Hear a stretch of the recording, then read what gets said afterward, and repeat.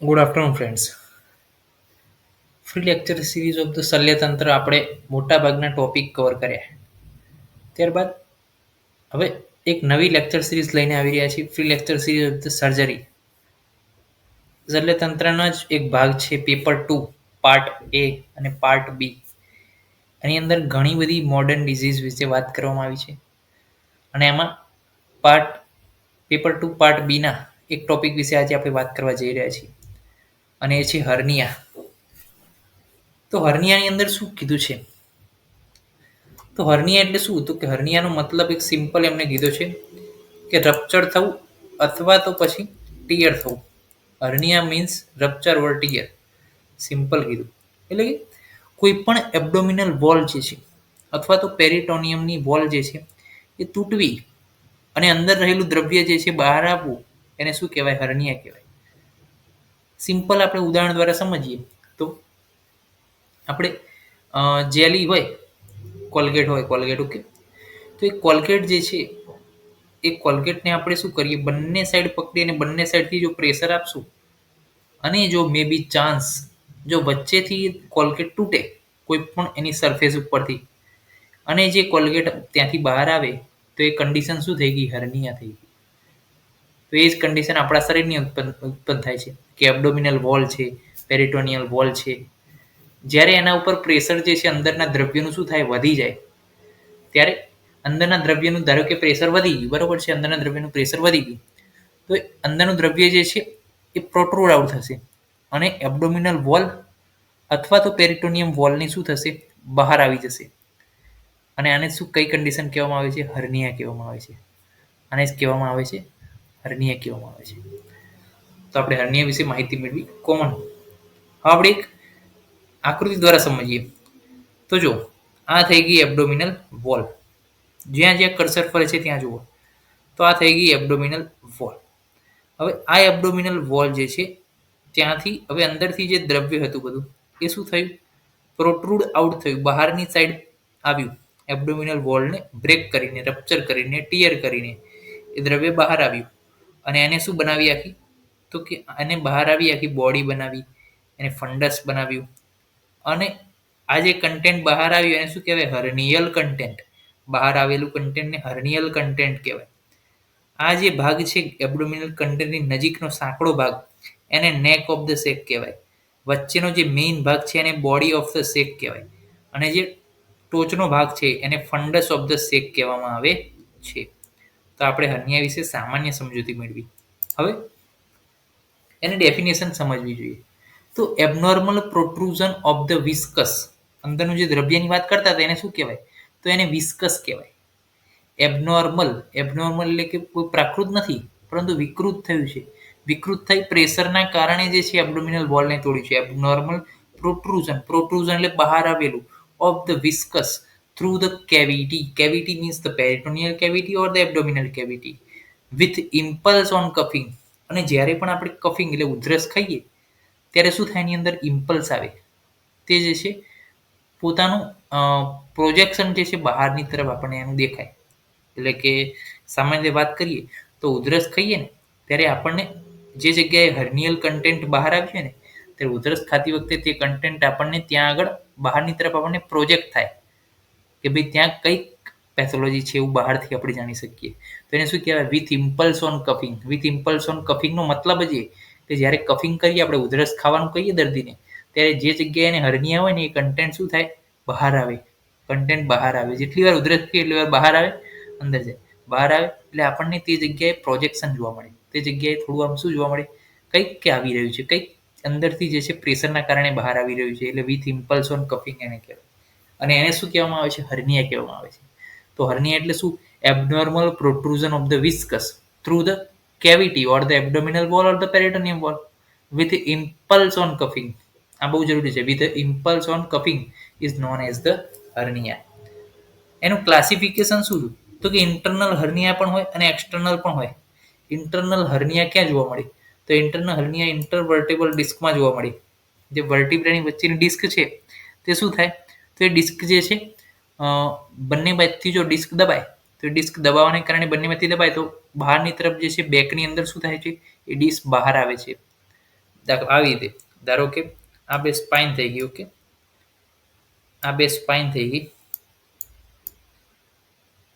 હવે આ બે સ્પાઇન જે છે એ જ્યારે વચ્ચે રહેલી ડિસ્ક જે છે, આ ડિસ્ક, ઓકે, આ ડિસ્ક છે, તો હવે જ્યારે બે સ્પાઇન દબાય છે ત્યારે ડિસ્ક જે વચ્ચેની છે બહાર ફૂલીને શું આવે છે? બહાર આવે છે. હવે આ ડિસ્ક જ્યારે ફૂલીને બહાર આવે ત્યારે ત્યાં રહેલી નવ જે છે, સ્પાઇનલ નવ, ત્યાં રહેલી સ્પાઇનલ નવ શું થાય છે? એને ટચ કરે છે. એટલે શું થાય? ત્યાં ઇરિટેશન ઉત્પન્ન થાય અને તેના કારણે જે છે સાયટિકા ઉત્પન્ન થાય છે. લંબરની અંદર પેઇન ઉત્પન્ન થાય છે. આ એક મેઇન પેથોલોજી છે. તો એ ઇન્ટરનલ હર્નિયા છે કે જે બોડીની અંદરની સાઈડ છે. ત્યાં કોઈ પણ પ્રકારની કેવિટીમાં થતું નથી પ્રોટ્રુઝન, યાદ રાખજો. અને એક્સટર્નલ હર્નિયાની અંદર શું છે? તો એનાટોમી સ્ટ્રક્ચરમાં જનરલી હર્નિયા થાય. એટલે કે કોઈ પણ પ્રકારની કેવિટી હોય તે કેવિટીમાં જો હર્નિયા થાય તો એને એક્સટર્નલ હર્નિયા કહેવાય. દાખલા તરીકે ઇન્ગ્વાઇનલ છે, ફિમોરલ છે, લંબર છે, એપિગેસ્ટ્રલ છે, અમ્બેલિકલ છે, આ બધા હર્નિયા શું છે? એક્સટર્નલ હર્નિયા તરીકે ઓળખવામાં આવે છે. Parts of the hernial sac. Parts of the hernial સેકની અંદર શું છે? તો કે ધારો કે આ એબ્ડોમિનલ વોલ થઈ ગઈ, તો આ એબ્ડોમિનલ વોલની અંદર, ઓકે, આ એબ્ડોમિનલ વોલ છે. ઓકે, ચાલો પહેલા નોર્મલ હતી, આપણે નોર્મલથી સમજીએ. તો પહેલા શું હતી? એબ્ડોમિનલ વોલ નોર્મલ હતી.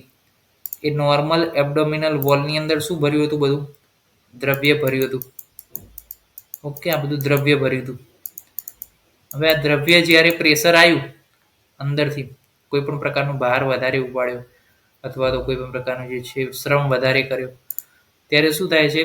આ જે દ્રવ્ય ભરેલું છે એ દ્રવ્ય બધું કોઈ એક સ્પેસ કે જે શું છે? વીક છે, ત્યાંથી એ દ્રવ્ય શું આવે? બહાર આવે. અને બહાર આવીને આ રીતની રચના પ્રોડ્યુસ કરે. ઓકે, એ દ્રવ્ય બહાર આવ્યું, બરોબર છે. આ બધું દ્રવ્ય બહાર આવી ગયું. એબ્ડોમિનલ વોલની પેરોટોનિયલ કેવિટીની અંદર દ્રવ્ય બહાર આવ્યું.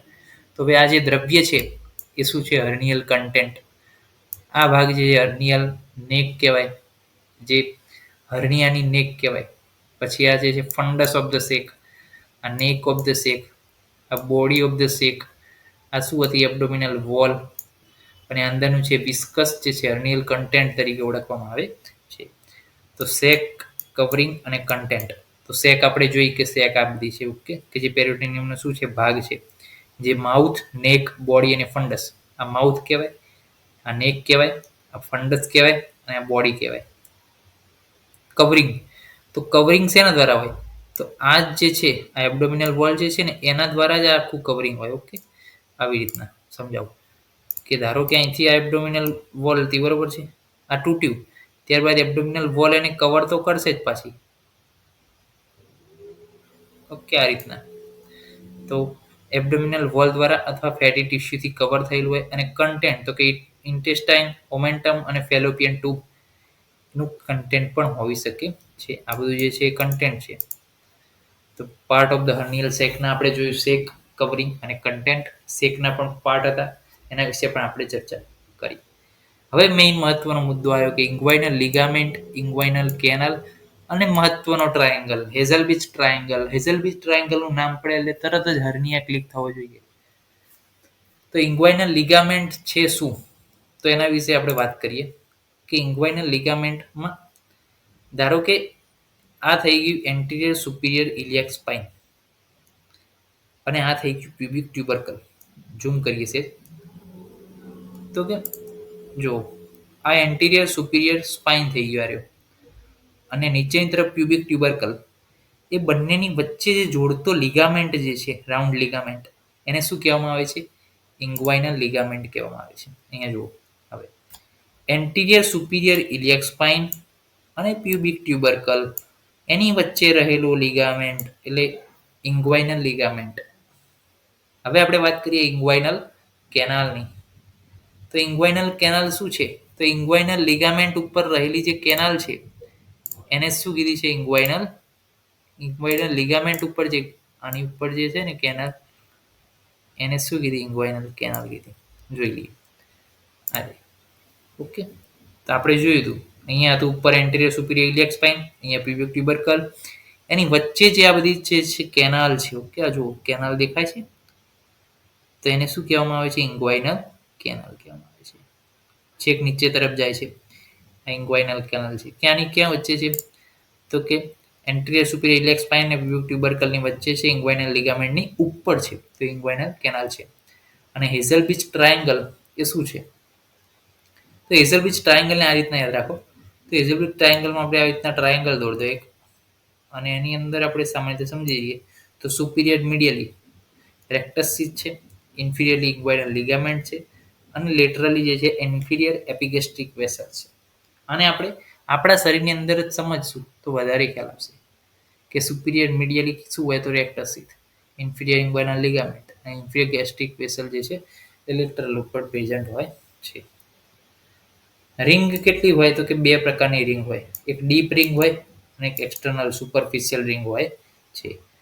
નેક્સ્ટ લેક્ચરની અંદર નિદાન કોઝથી લઈ ઇન્ગ્વાઇનલ હર્નિયા વિશે માહિતી મેળવીશું. ત્યાં સુધી જય હિન્દ, જય આયુર્વેદ, જય ધન્વંતરી. નમસ્કાર.